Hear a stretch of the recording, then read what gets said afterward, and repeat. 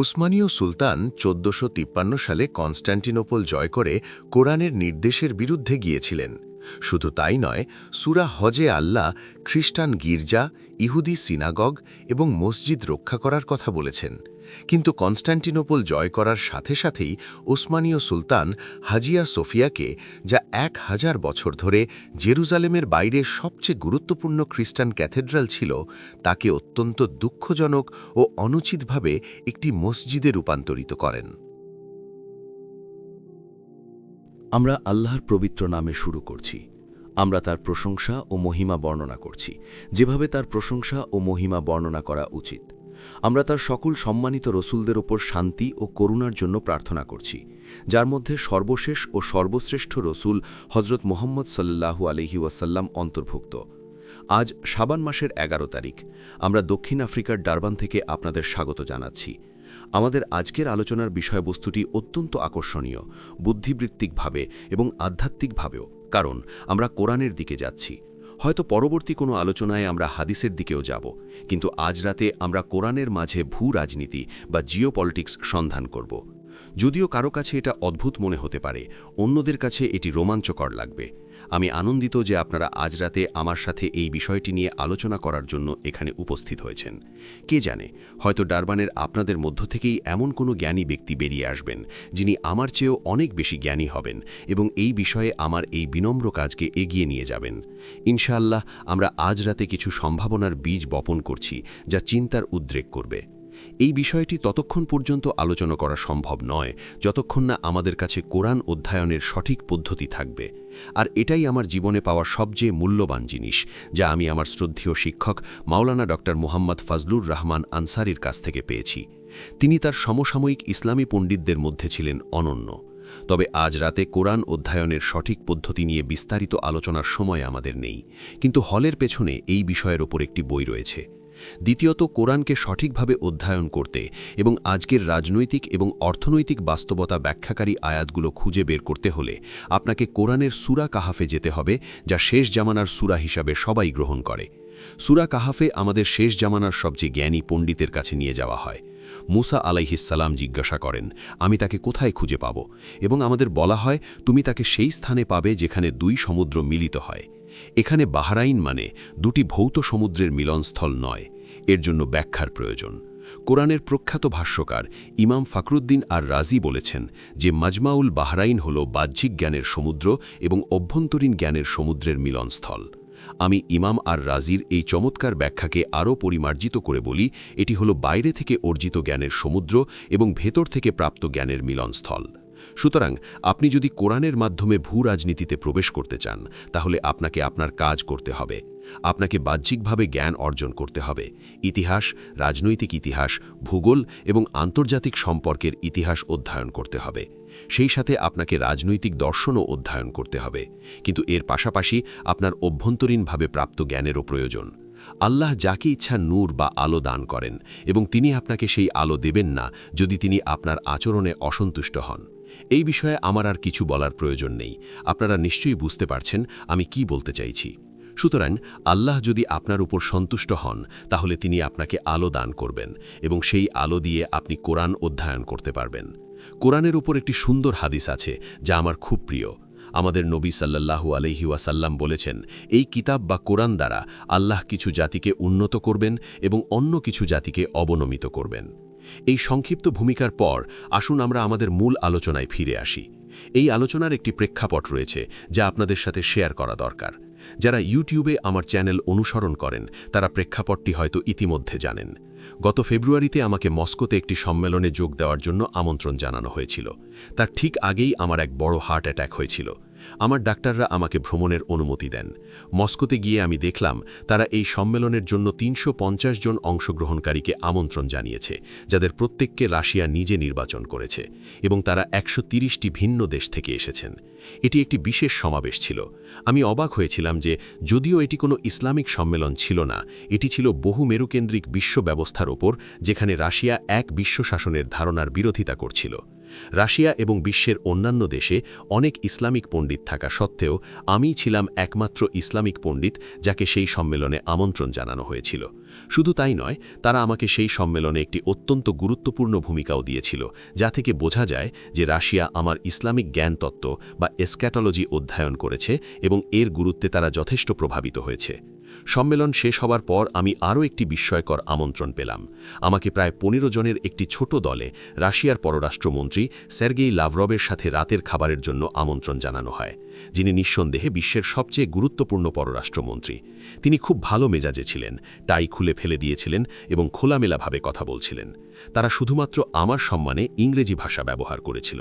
সমস্ত আলোচনা রাজনীতি, অর্থনীতি এবং মুদ্রানীতি নিয়ে চলছিল এবং আমি তা উপভোগ করছিলাম, কারণ এটাও আমার অধ্যয়নের ক্ষেত্র। কিন্তু এরপর আমি মন্ত্রীকে জিজ্ঞেস করার জন্য হস্তক্ষেপ করলাম, আমরা কি রাশিয়া এবং কোরআন নিয়ে কথা বলতে পারি? সাথে সাথে পুরো সমাবেশে নীরবতা নেমে এলো, কারণ রাশিয়ানরা ধর্ম নিয়ে খুবই গম্ভীর। ওয়াশিংটন, লন্ডন বা প্যারিসে আপনি ধর্ম নিয়ে ঠাট্টা করতে পারেন, তারা ধর্মের তেমন গুরুত্ব দেয় না, কিন্তু রাশিয়ানরা তা নয়। উসমানীয় সাম্রাজ্য রাশিয়ার ওপর প্রায় ১ ডজন যুদ্ধ চাপিয়ে দিয়েছিল, তাই রাশিয়া ইসলামের সাথে সবসময় স্বস্তিতে ছিল না। আমি রাশিয়া এবং কোরআন নিয়ে কথা বললাম। আমার কাছে অসীম সময় ছিল না, কিন্তু মন্ত্রী আমার কথা শোনার পর আমাকে এই বিষয়ে লেখার জন্য অনুরোধ করেন। আমি পরবর্তী ৫ মাস ধরে এমন একটি কাজ করেছি যা কেবল একজন ইসলামিক জ্ঞানতত্ত্বের বিশেষজ্ঞই করতে পারে। আমি দ্য কোরআন অ্যান্ড রাশিয়াস ডেস্টিনি বা কোরআন এবং রাশিয়ার নিয়তি বইটি লিখি। বইটি এখন মালয়েশিয়ায় ছাপা হচ্ছে, হয়তো আর ২ সপ্তাহের মধ্যে চলে আসবে। আপনাদের জন্য একটি সুখবর আছে। আমি প্রথমে ভেবেছিলাম বইটির মোড়ক উন্মোচন কেপ টাউনে করব, কিন্তু এখন আমি আমার মন পরিবর্তন করেছি। আমরা এটি ডারবানেই উন্মোচন করব। এখন আমাদের মূল বিষয় হল ভূ রাজনীতি কী। এটি হলো রাজনীতি এবং রাজনৈতিক বিশ্লেষণ, যা একটি বিশেষ ভৌগোলিক এলাকা বা অঞ্চলের ওপর কেন্দ্র করে এবং বিভিন্ন ভৌগোলিক অঞ্চলের মধ্যে রাজনৈতিক সম্পর্ক নিয়ে আলোচনা করে। এটি রাজনীতির একটি অত্যন্ত আকর্ষণীয় অংশ। যখন আমরা এই বিষয়ে আলোচনা করতে চাই, তখন আমরা প্রথমেই সূরা আর রুমের দিকে যাই। আমার শিক্ষক মাওলানা আনসারি আমাদের মনে করিয়ে দিয়েছিলেন যে কোরআন নিজেকে পরম সত্য বলে ঘোষণা করে। কোরআনে পরম সত্য রয়েছে। পরম সত্য কেবল কোরআনই ধারণ করে, হাদিস বা সিরাতে নয়। মাওলানা আনসারি একটি গভীর কিন্তু সহজ কথা বলেছিলেন। কোরআনের কাজ হল আল ফুরকান হওয়া, অর্থাৎ যা সত্য এবং যা অসত্য বা বানোয়াট খবর তার মধ্যে পার্থক্যকারী হওয়া। তাই মাওলানা আনসারি ঘোষণা করেছিলেন, কোরআনের কাজ হল হাদিস এবং সিরাত বা নবীর জীবনীর ওপর বিচারক হিসেবে বসা। যদি কোনো হাদিস সিরাতের অংশ কোরআনের সাথে সামঞ্জস্যপূর্ণ হয়, আমরা তা গ্রহণ করি, কিন্তু যদি তা কোরআনের সাথে সাংঘর্ষিক হয়, তখন আপনি কি করবেন? আমাদের সমালোচকরা এটা মানতে চান না যে কোরআন এবং হাদিসের মধ্যে কোনো সংঘাত থাকতে পারে, কিন্তু যদি কোনো হাদিস কোরআনের সাথে সাংঘর্ষিক হয়, যেমন একটি উদাহরণ দিই।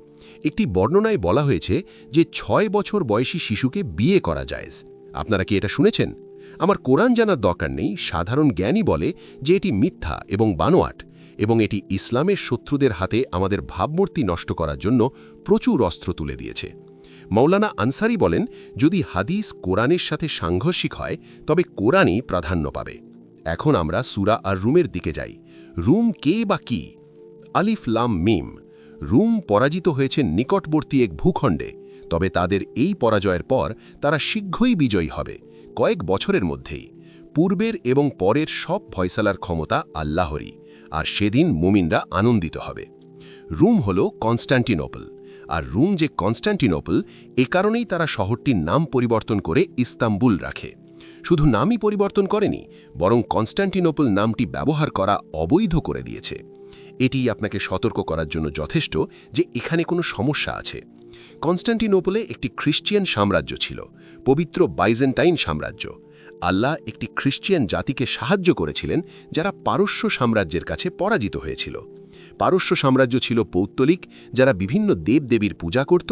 অন্যদিকে এই খ্রিস্টিয়ান সাম্রাজ্যের কাছে একটি আসমানি কিতাব ছিল। আল্লাহ বলছিলেন যে এই পরাজয়ের পর তারা বিজয়ী হবে। যখন এই পরাজয় ঘটে, মক্কার কুরাইশরা উদযাপন করছিল, কারণ তারা পারস্যের সাথে নিজেদের মিল খুঁজে পেত। আর আমরা মুসলমানরা দুঃখিত ছিলাম, কারণ আমরা খ্রিস্টিয়ানদের সাথে একাত্মবোধ করতাম, যাদের কথা কোরআনে উল্লেখ আছে। এরপরই এই অসাধারণ ভবিষ্যৎবাণী আসে যে রোম শীঘ্রই বিজয়ী হবে। বিখ্যাত ঐতিহাসিক এডওয়ার্ড গিবন তার the decline and fall of the Roman Empire বইয়ে এই ভবিষ্যৎবাণীর কথা উল্লেখ করেছেন।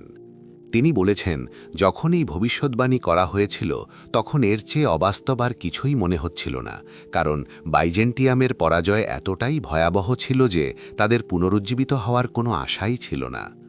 মক্কার লোকেরা আমাদের নিয়ে উপহাস করছিল এবং আবু বকর রাদিয়াল্লাহকে চ্যালেঞ্জ করেছিল। কিন্তু একটি প্রশ্ন ওঠে, যে সময়ে মুহাম্মদ সাল্লাল্লাহু আলাইহি ওয়াসাল্লাম জীবিত ছিলেন সেই সময়ে বাইজেন্টাইন খ্রিস্টান সাম্রাজ্য ত্রিত্ববাদে ট্রিনিটিতে বিশ্বাস করত এবং যিশুকে ঈশ্বরের পুত্র হিসেবে পূজা করত। কুরআন এটিকে কুফুর এবং শিরক বলে নিন্দা করেছে। তাহলে আল্লাহ কিভাবে এমন একটি খ্রিস্টান জাতিকে সাহায্য করতে পারেন যারা শিরকে লিপ্ত ছিল? কিভাবে আল্লাহ তাদের বিজয়ী হতে সাহায্য করবেন? এবং দ্বিতীয় প্রশ্ন, আল্লাহ কিভাবে আমাদের বলতে পারেন যে আমরা এমনকি নবী সাল্লাল্লাহু আলাইহি ওয়াসাল্লাম সহ সেই বিজয় উদযাপন করব? এবং তৃতীয় প্রশ্ন, যা সবচেয়ে কঠিন, কুরআনে কোনো কিছুই আকস্মিকভাবে ঘটে না, তাহলে আল্লাহ কেন এই অদ্ভুত ভাষা ব্যবহার করলেন পূর্বেও এবং পরেও, বিফোর অ্যান্ড আফটার? এই এনিগম্যাটিক বা রহস্যময় ভাষা কেন ব্যবহার করা হলো? যখন আমরা কুরআনের ভাষ্যকারদের দিকে তাকাই, আমরা এই আয়াত সম্পর্কে বিভিন্ন মতামত দেখতে পাই। কেউ কেউ বলেন পূর্বে বলতে পরাজয় এবং পরে বলতে বিজয়কে বোঝানো হয়েছে। আমরা এটি প্রত্যাখ্যান করি, কারণ আল্লাহ কিভাবে কোনো জাতিকে পরাজিত হতে সাহায্য করতে পারেন এটা কোনো অর্থ বহন করে না।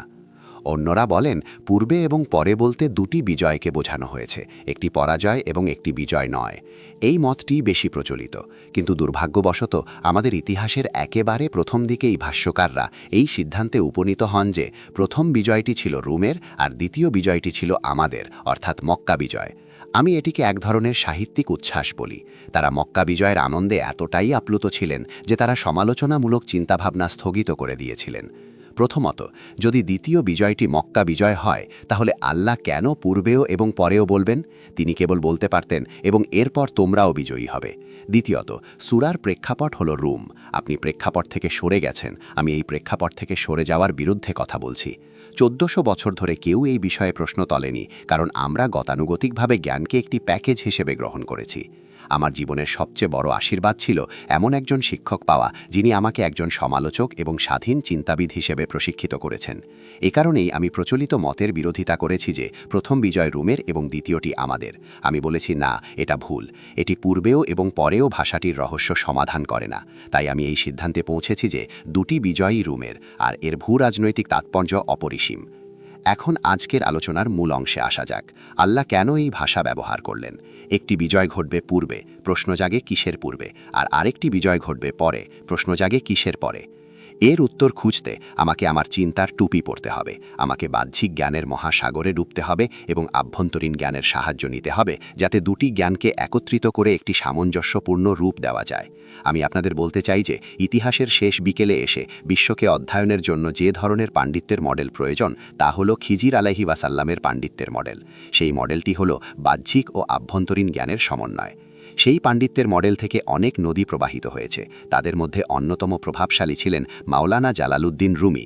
আধুনিক যুগে ইমাম রুমি থেকে প্রবাহিত সবচেয়ে গুরুত্বপূর্ণ নদী ছিলেন ডক্টর মোহাম্মদ ইকবাল, আর ইকবাল থেকে প্রবাহিত সবচেয়ে গুরুত্বপূর্ণ ধারাটি হলেন মাওলানা ডক্টর মোহাম্মদ ফাজলুর রহমান আনসারি। আমি সেই পাণ্ডিত্যের মডেলটি উত্তরাধিকার সূত্রে পেয়েছি। এ কারণেই আমি এখন এই রহস্যময় ভাষার ব্যাখ্যা দিতে সক্ষম।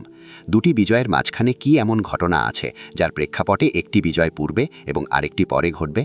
1. কোরআন নাজিলের প্রায় 400 বছর পর 1054 সালে রোম এক ভয়াবহ ভাঙনের শিকার হয়। রোমের এক অংশ কনস্টান্টিনোপল থেকে বিচ্ছিন্ন হয়ে যায়, যার বিশ্ব ইতিহাসে অংশ প্রভাব পড়েছিল। যে অংশটি বিচ্ছিন্ন হয়ে গিয়েছিল তারাই অবশেষে আধুনিক পাশ্চাত্য সভ্যতা তৈরি করে। এই ভাঙনের কারণ ছিল ধর্মতাত্ত্বিক।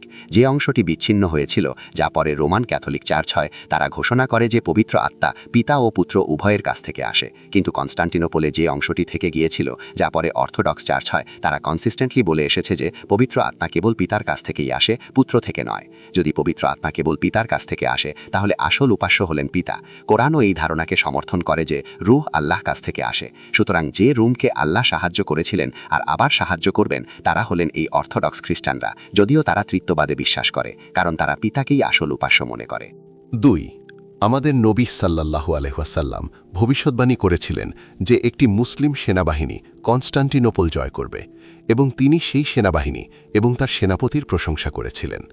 1453 সালে উসমানীয় সেনাবাহিনী সুলতান মোহাম্মদ ফাতিহের নেতৃত্বে কনস্টান্টিনোপল অবরোধ করে। তার সাথে 2 লক্ষ সৈন্য ছিল, আর খ্রিস্টানদের কাছে মাত্র 8-9 হাজার সৈন্য ছিল। কোরআন বলে, যদি প্রতিপক্ষ শান্তি চায় তবে যুদ্ধ করা যাবে না, শান্তি স্থাপন করতে হবে। খ্রিস্টানরা শান্তি প্রস্তাব দিয়েছিল, কিন্তু উসমানীয় সুলতান তা প্রত্যাখ্যান করেন এবং যুদ্ধ শুরু করেন। তিনি কোরআনের নির্দেশের বিরুদ্ধে গিয়েছিলেন। আমি যখন স্পেনে এই কথাগুলো বলেছিলাম, তখন উসমানীয় সাম্রাজ্যের কিছু সমর্থক আমার বক্তৃতায় বাধা সৃষ্টি করে এবং পুলিশ ডাকতে হয়। উসমানীয় সুলতান 1453 সালে কনস্টান্টিনোপল জয় করে কোরআনের নির্দেশের বিরুদ্ধে গিয়েছিলেন। শুধু তাই নয়, সূরা হজ্জে আল্লাহ খ্রিস্টান গির্জা, ইহুদি সিনাগগ এবং মসজিদ রক্ষা করার কথা বলেছেন। কিন্তু কনস্টান্টিনোপল জয় করার সাথে সাথেই উসমানীয় সুলতান হাজিয়া সোফিয়াকে, যা 1000 বছর ধরে জেরুজালেমের বাইরে সবচেয়ে গুরুত্বপূর্ণ খ্রিস্টান ক্যাথেড্রাল ছিল, তাকে অত্যন্ত দুঃখজনক ও অনুচিতভাবে একটি মসজিদে রূপান্তরিত করেন। কেন ইসলামী বিশ্বে আমিই একমাত্র ব্যক্তি যে বলছে হাজিয়া সোফিয়াকে ক্যাথেড্রাল থেকে মসজিদে রূপান্তর করা একটি অনুচিত এবং ভুল কাজ ছিল? আমি এখনও একাকী কণ্ঠস্বর। কিন্তু আমি এভাবে কথা বলার কারণে রাশিয়ার শীর্ষস্থানীয় রাজনৈতিক দার্শনিক আলেকজান্ডার দুগিন আমার প্রতি আকৃষ্ট হন এবং প্রায় 12 বছর আগে আমাকে মস্কো স্টেট ইউনিভার্সিটিতে বক্তৃতা দেওয়ার জন্য আমন্ত্রণ জানান। তো 1453 সালের কনস্টান্টিনোপল বিজয় একটি প্রশ্নবিদ্ধ বিজয় ছিল এবং রোম কনস্টান্টিনোপল হারায়। প্রশ্ন হল, রোম কি অদৃশ্য হয়ে যেতে পারে? না, কারণ রোমের একটি দ্বিতীয় বিজয় নির্ধারিত আছে। যদি রোম কনস্টান্টিনোপল হারিয়ে থাকে, তবে রোম কোথায় গেল? আমি এই সিদ্ধান্তে পৌঁছেছি যে রোম এখন মস্কোতে অবস্থিত। 3. আরেকটি ঘটনা ঘটেছে এর মাঝে। যখন পারস্য বাইজেন্টাইন সাম্রাজ্যকে পরাজিত করেছিল, তখন বিশ্বে 2টি পরাশক্তি ছিল, একটি পৌত্তলিক এবং অন্যটি খ্রিস্টান। সেই দ্বন্দ্বে আল্লাহ খ্রিস্টানদের সাহায্য করেছিলেন। সূরা আর রুম আমাদের বলছে যে যখন রোমের দ্বিতীয় বিজয় ঘটবে, তখন ইতিহাস পুনরাবৃত্তি হবে। আর ইসলামিক জ্ঞানতত্ত্ব বিশ্বের যে কোনো বিশ্ববিদ্যালয়ের চেয়ে এগিয়ে, কারণ এটি আমাদের জানায় যে রোমের দ্বিতীয় বিজয়ের সময় আল্লাহ আবার খ্রিস্টানদেরকে পৌত্তলিকদের বিরুদ্ধে সাহায্য করবেন। আর আজ আমরা সেই পরিস্থিতিতেই আছি। আধুনিক পশ্চিমা সভ্যতা ঈশ্বরের উপর বিশ্বাস রাখার ভান করে, কিন্তু প্রকৃতপক্ষে এটি একটি ঈশ্বর বিমুখ বা পৌত্তলিক সভ্যতা। তাদের কপালে যেন কুফ শব্দটি লেখা আছে। আর এখন বিশ্বে যে সংঘাত চলছে, যেখানে ইউক্রেন কেবল একটি প্রক্সি, তা হলো একটি পৌত্তলিক সভ্যতা এবং একটি খ্রিস্টান সভ্যতার মধ্যে সংঘাত। সুতরাং আমরা এখন আমাদের বিশ্লেষণের শেষে পৌঁছেছি, কেন আল্লাহ পূর্বেও এবং পরেও ব্যবহার করেছেন। এর ফলশ্রুতিতে আমরা এই ভূ রাজনৈতিক সিদ্ধান্তে আসতে পারি যে কোরআন আমাদের বলছে রোম দ্বিতীয়বার বিজয়ী হবে, এবং সেই দ্বিতীয় বিজয় হল রাশিয়ার। রাশিয়ার প্রেসিডেন্ট ভ্লাদিমির পুতিন 2-3 সপ্তাহ আগে এমন কিছু কথা বলেছিলেন, যা আমি সাথে সাথে আমার বইয়ের প্রচ্ছদে যুক্ত করেছি। তিনি বলেছিলেন, আমি ঈশ্বরে বিশ্বাস করি এবং ঈশ্বর আমাদের সাথে আছেন। আলেকজান্ডার দুগিন আমার বইয়ের ভূমিকায় লিখেছেন, ইমরান, প্রত্যেক রাশিয়ান আপনার সাথে একমত যে কোরআনের রোম এখন মস্কো। সুতরাং এখন 3টি গুরুত্বপূর্ণ শহর হল জেরুজালেম, কনস্টান্টিনোপল এবং মস্কো। তবে আমাদের এখনও সেই প্রশ্নের উত্তর দিতে হবে, আল্লাহ কিভাবে এমন একটি খ্রিস্টান জাতিকে সাহায্য করতে পারেন যারা তৃত্ববাদে বিশ্বাস করে এবং যিশুকে পূজা করে? একটি কারণ আমি ইতিমধ্যেই ব্যাখ্যা করেছি, আরেকটি কারণ রয়েছে। আরবে যখন দাস ও দুর্বলরা ইসলাম গ্রহণ করছিল, তখন কুরাইশরা তাদের উপর অত্যাচার করত। নবী সাল্লাল্লাহু আলাইহি ওয়াসাল্লাম তাদের আবিসিনিয়ায় হিজরত করতে বলেন, কারণ সেখানে একজন ন্যায়পরায়ণ খ্রিস্টান রাজা ছিলেন। নবী সাল্লাল্লাহু আলাইহি ওয়াসাল্লাম কিভাবে একজন খ্রিস্টান রাজার ব্যাপারে এমন কথা বলতে পারেন, যিনি তৃত্ববাদে বিশ্বাস করতেন? যখন মুসলমানরা আবিসিনিয়ায় পৌঁছায়, তখন রাজা নাজ্জাশী তাদের দরবারে ডাকেন। জাফর রাদিয়াল্লাহু আনহু ইসলামের ব্যাখ্যা দেন। রাজা তখন কুরআনের কিছু অংশ তিলাবাত করতে বলেন। জাফর রাদিয়াল্লাহু আনহু সূরা মারিয়াম থেকে তিলাবাত করেন। সিরাতের বইগুলোতে বলা হয়েছে, রাজা যখন আয়াতগুলো শুনলেন, তখন তিনি এত কাঁদলেন যে তার দাড়ি ভিজে গেল, এবং বিশপরাও এত কাঁদলেন যে তাদের বই ভিজে গেল। হ্যাঁ, তারা তৃত্ববাদে বিশ্বাসী, কিন্তু যখন তারা আল্লাহর বাণী শোনে, তখন তারা কাঁদে। তাই তাদের প্রতি কঠোর হওয়ার আগে 2 বার ভাবুন। রাজা বললেন, তোমাদের কিতাবে যা আছে এবং আমরা যা বিশ্বাস করি, তার মধ্যে এই রেখার চেয়ে বেশি পার্থক্য নেই। তিনি আরও বলেন, এই কোরআন সেই একই উৎস থেকে এসেছে যেখান থেকে ইঞ্জিল এসেছে। সিরাতের বইগুলোতে একটি গল্প আছে যে রাজা একটি কাগজে লিখেছিলেন যে তিনি যিশুকে আল্লাহর রাসূল বলে বিশ্বাস করেন এবং সেটি তার জামার ভেতরে রেখেছিলেন। তারপর তিনি তার লোকদের সামনে তৃপ্তবাদের প্রতি তার বিশ্বাস পুনর্ব্যক্ত করেন। যদি এই গল্পটি সত্যি হয় তবে রাজা একটি অত্যন্ত নিন্দনীয় এবং অনৈতিক প্রতারণার কাজ করেছিলেন। কিন্তু এই গল্পটি সত্য নয় এবং কুরআন এর বিচারক। রাজা যখন মারা যান, নবী সাল্লাল্লাহু আলাইহি ওয়াসাল্লাম মাদিনায় ঘোষণা করেন, একজন ধার্মিক মানুষ মারা গেছেন, চলো আমরা তার জন্য জানাজার নামাজ পড়ি। একজন সাহাবী প্রশ্ন করেন, আমরা কিভাবে তার জন্য জানাজা পড়ব যখন সে তার বিশ্বাসের কুফরির উপর মারা গেছে? তখন কুরআনে সূরা আলে ইমরানের দ্বিতীয় শেষ আয়াতটি নাজিল হয়। আর আহলে কিতাবদের মধ্যে এমন লোকও আছে যারা আল্লাহর উপর ঈমান আনে এবং যা তোমাদের প্রতি নাজিল হয়েছে এবং যা তাদের প্রতি নাজিল হয়েছে তাতেও বিশ্বাস করে। এই আয়াতটি কেবল একজন মানুষের অবস্থা বর্ণনা করছে না, বরং এটি সমগ্র অর্থোডক্স খ্রিস্টান বিশ্বের সম্ভাব্য অবস্থার কথা বলছে।